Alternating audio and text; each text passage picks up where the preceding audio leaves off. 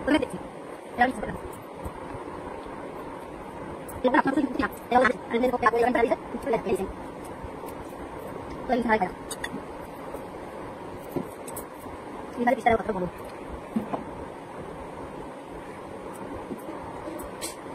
চলো আমি খেয়ে নিয়ে আসছি, ঠিক আছে? শান্তি করে আস্তে আস্তে 1 ঘন্টা ধরে খাই বসে বসে।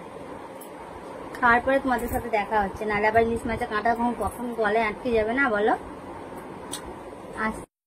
তো বন্ধুরা দেখো, ইলিশ মাছের ঝোল খেয়ে আর কি আমি শুয়ে পড়েছিলাম। শুয়ে ঘুমাইনি, এমনি শুয়েছিলাম। আর আমি এখন কি করছি দেখবে? তার আগে আমার মেয়ে কি করছে চলো তোমাদের দেখ।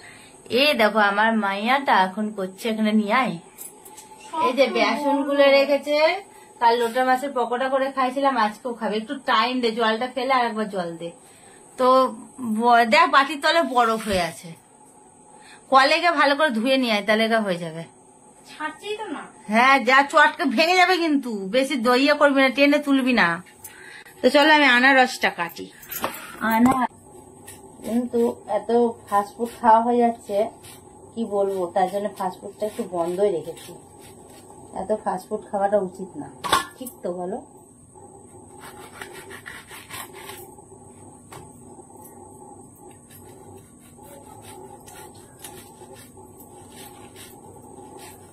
ভালো কথা, 14 তারিখে আমি মুর্শিদাবাদ যাচ্ছি ঘুরু ঘুরু করতে।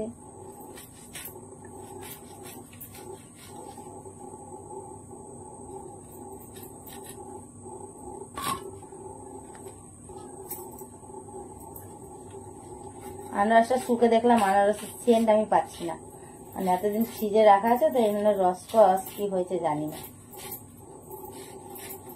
মিষ্টু, মাছগুলো চটকাস না, কিন্তু ভেঙে যাবে। এমনিতে লোটে মাছ নরম মাছ ওটা। তো আমার কাটা হয়ে গেছে, চলো আমি এর চোখগুলোকে তুলবো। চোখগুলো তোলার জন্য আমার দরকার হলো চামচ, না চাকু। চাকুটা আছে ঘরে, এই যে এই কাটা চামচটা দিয়ে আমি এই কাজটা করতে পারবো।